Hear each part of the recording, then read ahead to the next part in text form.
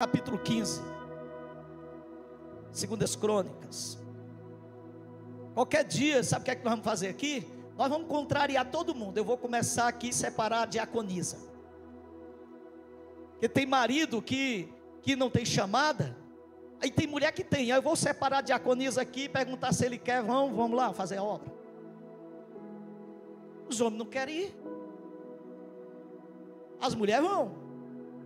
Gostei, mãe, é papai, vai mesmo, glória a Deus. E tem outras que eu vou orar para Jesus tirar e fazer a obra, que o marido quer ir, ela não quer. Ainda ameaça: se você for, você vai só, você não vai comigo. Se o camarada tem chamada e vocação, tu está no estreito, porque Jesus já está de olho em ti. Se tem chamada, glória a Deus. Irmã, dê uma olhadinha assim por irmã.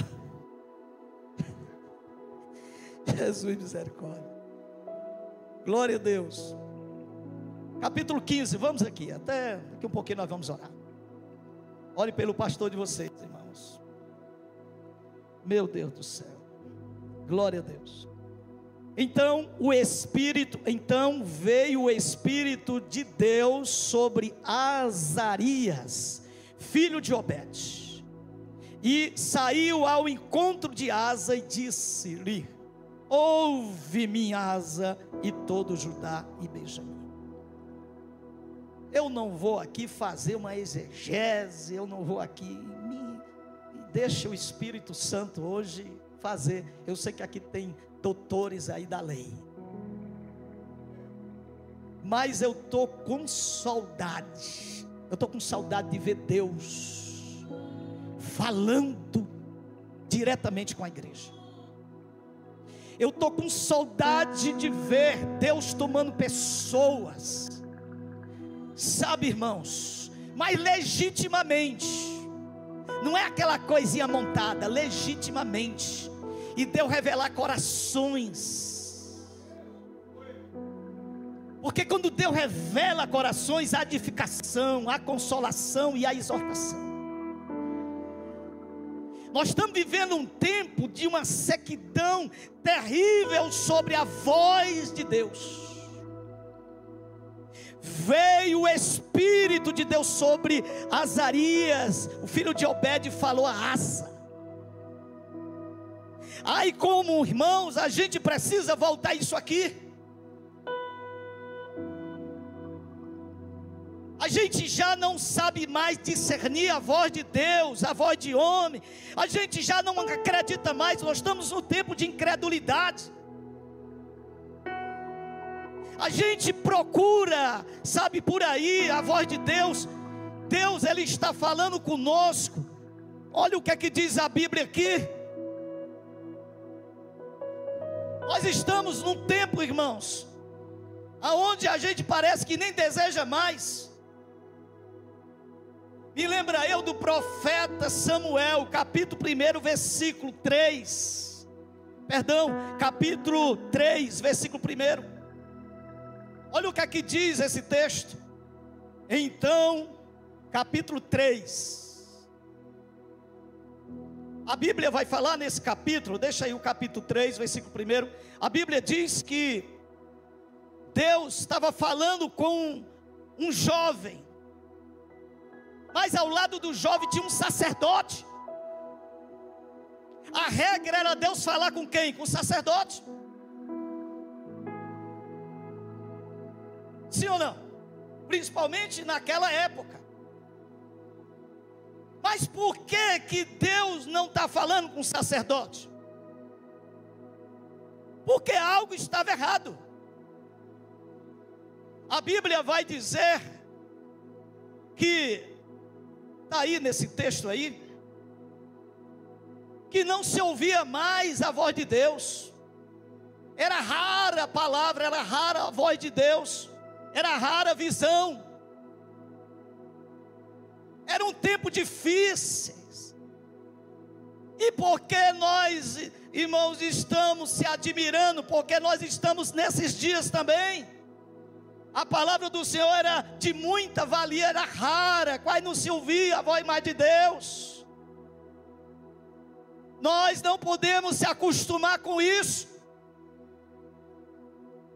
Nós podemos hoje, irmãos, fazer as coisas ser diferentes. E a Bíblia diz, passa esse texto aí, o versículo 2, o versículo 3, o versículo 3 e o 4. E estando também Samuel já deitado, antes que a lâmpada de Deus se apagasse, no templo do Senhor, onde é que ele estava? No templo, deixa aí, ele estava no templo. O templo é o lugar onde Deus se manifesta. Na igreja aqui, nesse templo, é lugar onde Deus se manifesta para curar, para falar com você, para exortar você, para me exortar, para nos corrigir, para nos dar uma palavra direcionada para algo que nós estamos passando. Aqui é momento de Deus usar o pregador e ministrar a sua vida. Deus tem que falar no templo. Não que Deus só fale no templo, eu estou usando porque nós estamos aqui. Deus pode usar você. E a Bíblia diz por 3 vezes, Deus vai a Samuel. E Samuel vai até Eli. E aqui eu tenho 2 coisas para fazer uma aplicação. Primeiro, Eli estava no templo. Samuel estava no templo, mas não estava entendendo a voz de Deus. Não basta estar só no templo. Muitas pessoas estão no templo, estão na igreja, mas não conseguem mais ouvir a voz de Deus. Não consegue mais entender que é Deus que está falando com ela. E eles estavam no templo, mas não entendia mais a voz de Deus. Irmãos, eu via muito isso. A gente chegava nos cultos, a pessoa dizia assim: Deus hoje falou comigo. A gente olhava e era gente chorando, e a gente se encontrava e conversava e dizia: Deus falou comigo hoje, hoje Deus me visitou, hoje Deus. Nós estamos endurecidos. O capítulo 3, 20 de Apocalipse vai dizer que Jesus estava falando, mas o povo não ouvia. Jesus estava falando, pedindo para se relacionar. Jesus estava pedindo para participar da vida daquele povo. Jesus estava pedindo para fazer parte do nosso dia a dia, o dia a dia daquele povo. Mas a Bíblia diz que ele estava do lado de fora. Ele queria sentar à mesa. As nossas mesas estão vazias de Deus. Aparentemente não, mas nossas mesas parece que tem um vazio. Está cercada de cadeira, de pessoas, literalmente falando, parece que está vazio.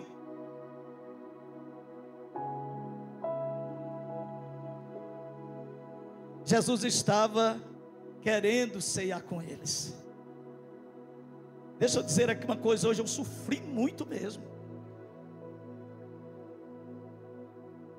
Porque Deus, irmãos, Ele não quer uma igreja que não entenda a voz dEle. Deus não quer se relacionar com a igreja que não consiga entender o que Ele quer, porque na hora que a gente não consegue ouvir, a gente também não consegue captar a mensagem, o que é que Deus quer, porque eu não consigo ouvir. E Samuel estava no templo, diga comigo, Samuel estava no templo. E deixa eu te dizer aqui uma coisa, irmão, isso é muito interessante, porque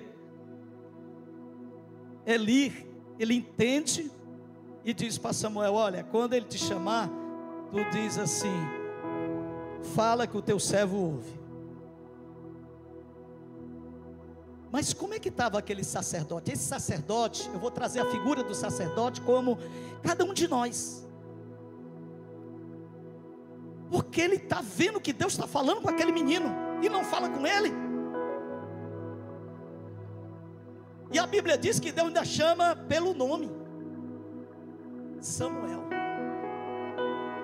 Tem alguém aí chamado Samuel?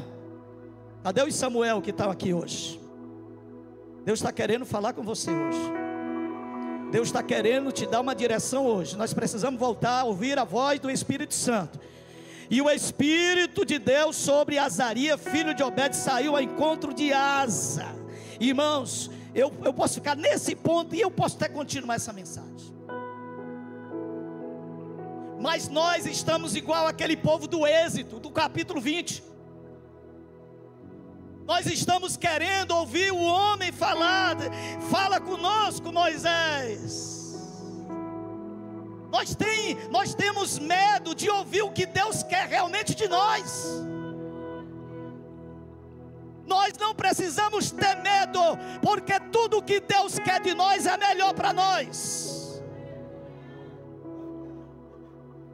Se for com certo, é bom para nós. Se Ele tem uma palavra para nos tirar de um canto errante, mesmo que doa, mas é a palavra de Deus e é bom para nós. Aquele povo estava com medo, eles começaram a gritar dizendo: fala conosco, Moisés, mas não fale Deus.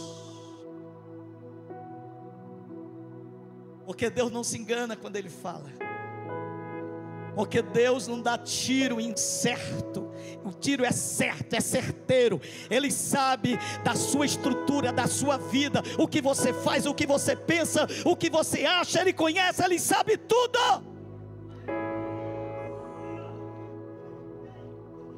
Fala, Moisés. Porque falar, Moisés falar é uma coisa. Se eu aqui mentirosamente usar esse altar para estar falando, Deus me perdoe, eu tenho um temor de Deus. Para mim falar para vocês aqui, se for a palavra do Carlinho, não tem nenhum problema, porque eu não conheço, eu não sei o profundo e escondido de vocês, mas Deus o sabe. Deus o conhece. Pastor, Deus vai me expor? Claro que não. Ele vai expor diante dele tudo, mas é para tratar, sarar, cuidar, zelar e nos levantar.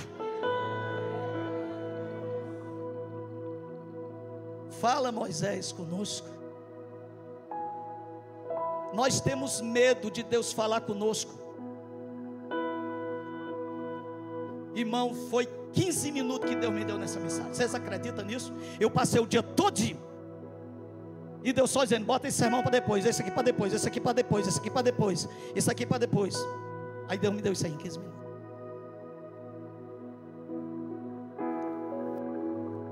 Deus conhece a nossa história. E é muito bom ser conhecido por Deus. Diz para o irmão: Deus conhece tudinho da sua vida. Diz aí, vê se vocês têm coragem. Deus conhece tudinho. Aquilo que ninguém conhece, Ele conhece. Por isso que a gente não quer que Deus se cale. Deus não fale conosco, não. Fala, Moisés. Fale, Deus, conosco. Você pode levantar sua mãozinha e diga assim: fala comigo, não importa o que tu vai falar. Diz isso: não importa os meus erros, as minhas atitudes, os meus pensamentos, tudo que tu sabe, fala comigo. Fala, me apruma, me põe no caminho. Eu quero chegar um dia diante de ti, sarado, curado, tratado, para a glória do nome de Jesus. Não importa.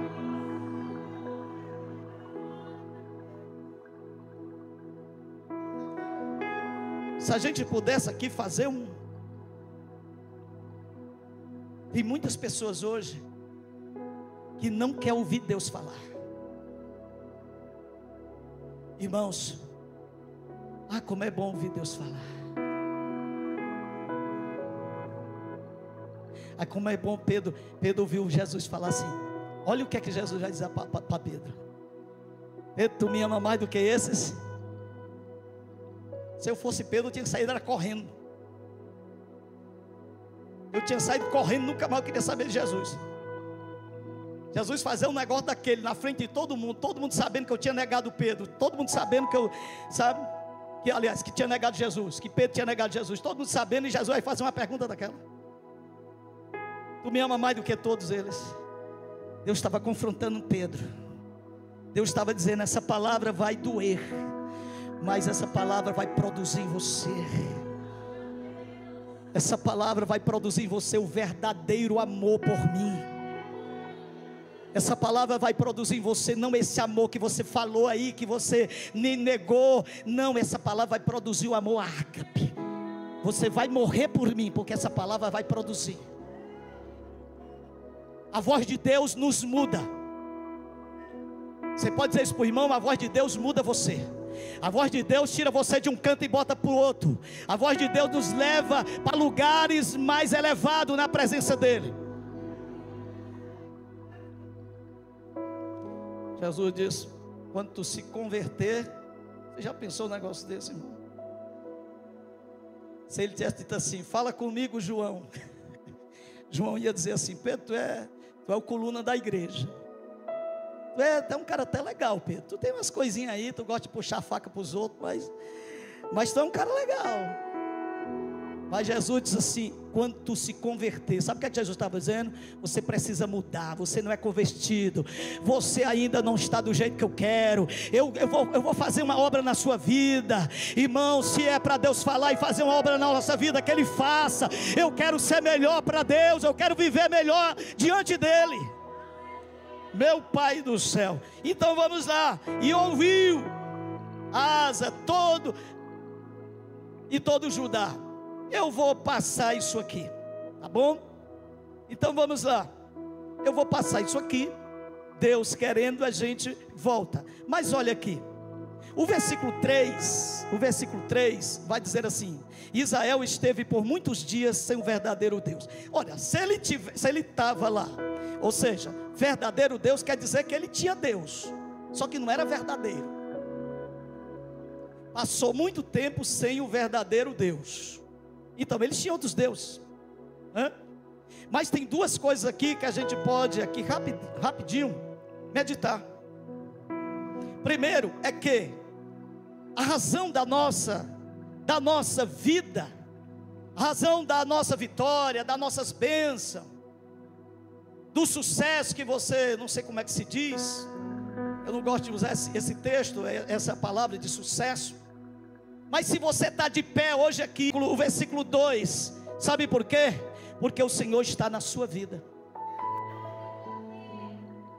Se o Senhor sair da sua vida, você já era.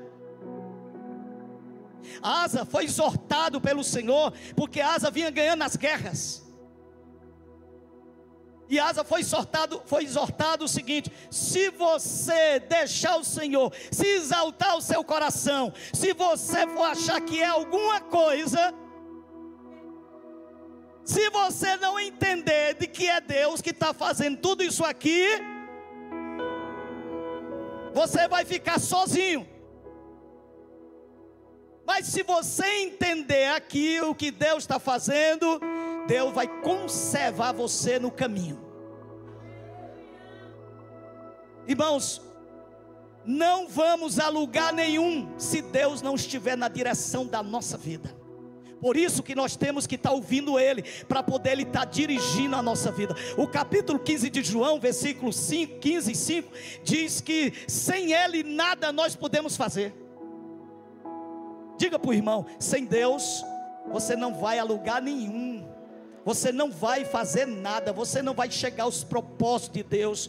Então atenda hoje a voz de Deus hoje, porque se Deus está conosco, nós vamos longe.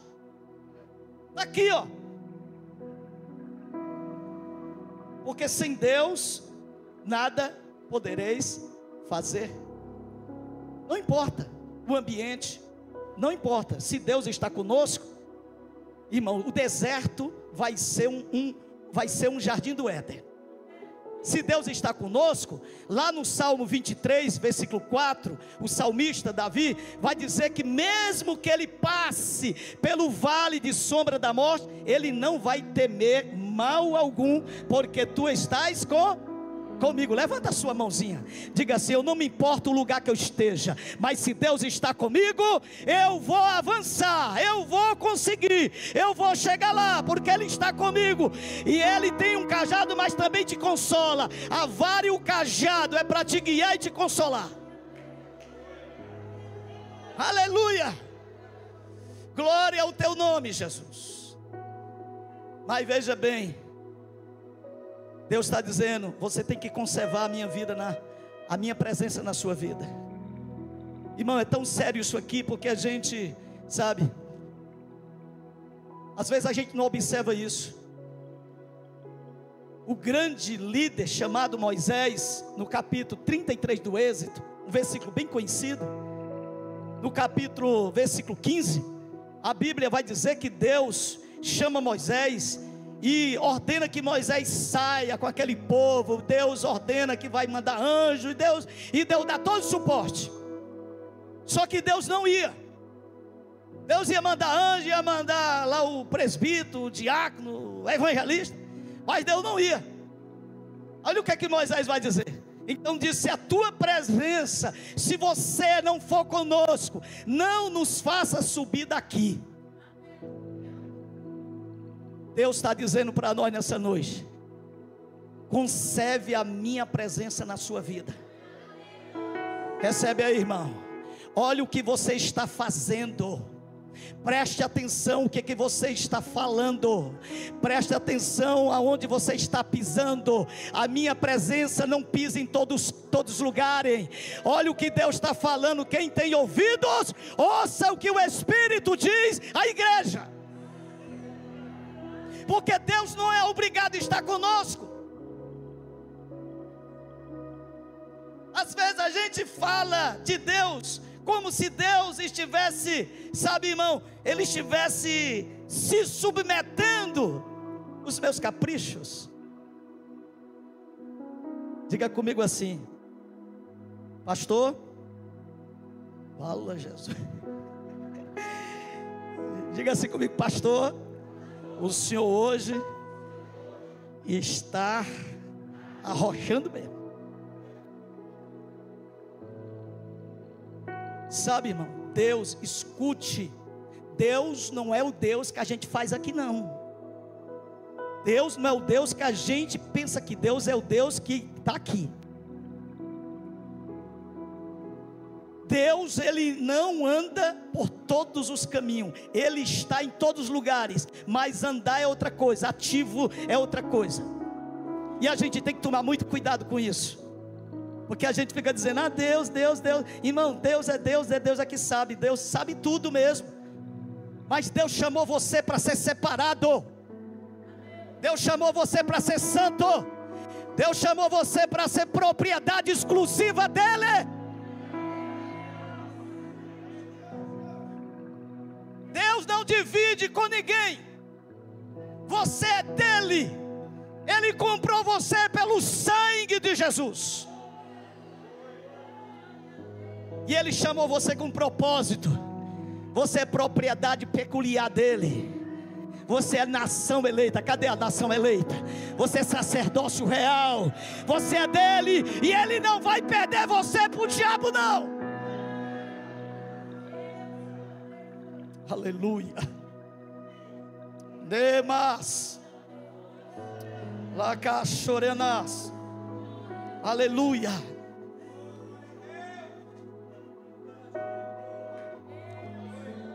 Glória a Deus. Israel esteve por muitos dias sem o verdadeiro Deus, sem sacerdote, sem lei. Eu não tenho tempo e quero terminar isso. Mas se a gente, irmão, diga comigo assim: a vida sem a presença de Deus, diz isso, vamos lá. A vida sem a presença de Deus é tragédia. Pode estar dentro da igreja. A presença de Deus é maior do que a igreja. A presença de Deus é maior do que o templo. A presença de Deus é maior do que uma placa. Olha o que é que acontece sem a presença de Deus. Olha, eu vou dizer bem rapidinho aqui. A angústia, o capítulo, versículo 4. A angústia não há paz, há perturbação. Aqui, olha para cá, nós vamos já terminar, ô glória. Está chovendo, os irmãos não vão, né? Ô maravilha, aleluia. Dá uma encostadinha aí, irmão, dá uma encostadinha para não molhar dentro. Isso, encosta aí. Aleluia, quem pode dar glória a Deus? Creu. E a Bíblia vai dizer assim, ó: esforçou-se. Olhe para mim aqui. Deus quer mudar alguma coisa na sua vida. Eita, alguém entendeu? Deus quer mudar alguma coisa na sua vida. Deus quer hoje remover alguma coisa na sua vida. Deus hoje quer arrumar o quarto hoje da sua vida. Aí nós temos um hino que diz assim: entra na minha casa, Jesus, entra, né? Aquele hino bem bonito, né? Nós vamos já louvar. Entra, Jesus. Diga comigo assim: entra, Jesus. Faça o que o Senhor quiser, faça a faxina. Irmãos, se tem um culpado somos nós. Nós é para estar desfrutando de tudo que Deus tem. Eu não me engesso em nada, irmãos. Eu sei que Deus tem o melhor para nós. Deus tem a palavra profética para nós. Deus tem o melhor dessa terra para nós. Isso não é jargão não, está na Bíblia. Pastor, mas os dias são maus, está se acabando tudo. Que se acabe. Nós estamos debaixo do governo de Jesus. Quando não der mais para ficar aqui, Jesus manda os anjos fazer a obra. Mas veja bem, o versículo vai dizer assim, o versículo 7: mas esforçai-vos e não desfaleçam as vossas mãos, porque a vossa obra tem uma recompensa. Escuta aqui, propósito. Deus estava entregando propósito para Asa, estava dando toda a direção. Escute uma coisa que eu vou lhe dizer. Eu estou pregando aqui pedaço por pedaço. O sermão não dava para terminar. Deus está falando conosco hoje. Primeiro, Deus vai remover algumas coisas. Diga para o irmão: Deus vai remover, para o propósito ser estabelecido. Não há propósito se Deus não retirar algumas coisas. Olha o que é que ele vai fazer aqui. E tirou as abominações da terra, de toda a terra de Judá e de Benjamim, e das cidades que tomaram das montanhas de Efraim, e renovou o altar do Senhor. Aleluia. Eita maravilha. Renovou o altar do Senhor. Primeiro tirou as abominações, aí depois o altar foi renovado. Não tem altar renovado, irmãos, com lixo. Não tem. Deus vai começar a remover para o altar começar, sabe, irmão, a aparecer. E o altar fala de muitas coisas, né? Mas é assim que Deus trabalha. Há um desejo no coração de Deus. Irmão, deixa eu te dizer aqui uma coisa. A gente fala muito em avivamento, avivamento, avivamento. Mas se você está esperando um avivamento, pode esperar que Deus vai remover muitas coisas. O avivamento vem removendo coisas. Não se preocupe, porque não virá um avivamento sem Deus mexer com a sua igreja. Deus vai mexer com a igreja. Diz para o irmão: Deus vai mexer com você. Deus vai mexer com você. Deus vai começar a mexer com você. Porque Deus vai remover. Renovou o altar do Senhor e ajuntou todo Judá e Benjamim. E aqui eu vou encerrar. Escuta. O nosso altar precisa ser renovado.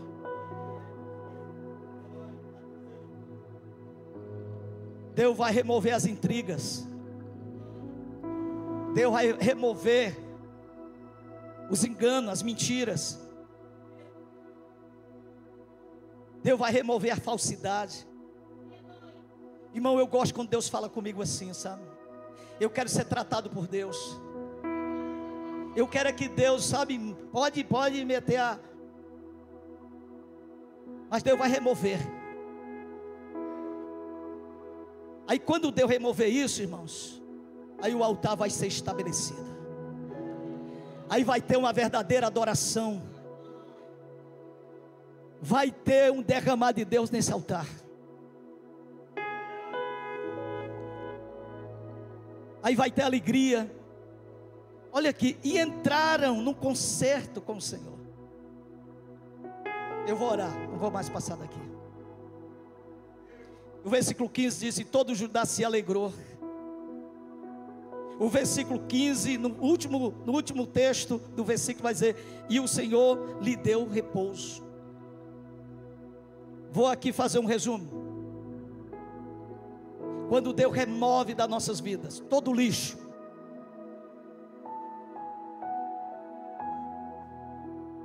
irmão, você tem coragem de fazer uma oração hoje aqui? Se eu orar hoje, a minha oração sacerdotal desvia um bocado de crente. Sabe por quê? Porque eu quero o meu altar tratado com Deus. Deus quer remover. Depois que remover, aí vem isso aqui, ó. Aí vem repouso, vem alegria, vem contentamento. Deixa eu dizer aqui uma coisa para vocês. Uma vez eu vi uma pessoa, não vou dizer quem é, se é obreiro, isso não é. Esse camarada estava para morder a mulher. Ele não mordeu porque não dava para morder. Vocês estão entendendo o que eu estou dizendo? Os olhos estavam para sair. E eu vi aquela cena. E a pessoa estava cheia de concupiscência. Quando foi depois, eu estou falando aqui por parábola, ninguém sabe. Esse rapaz estava pregando.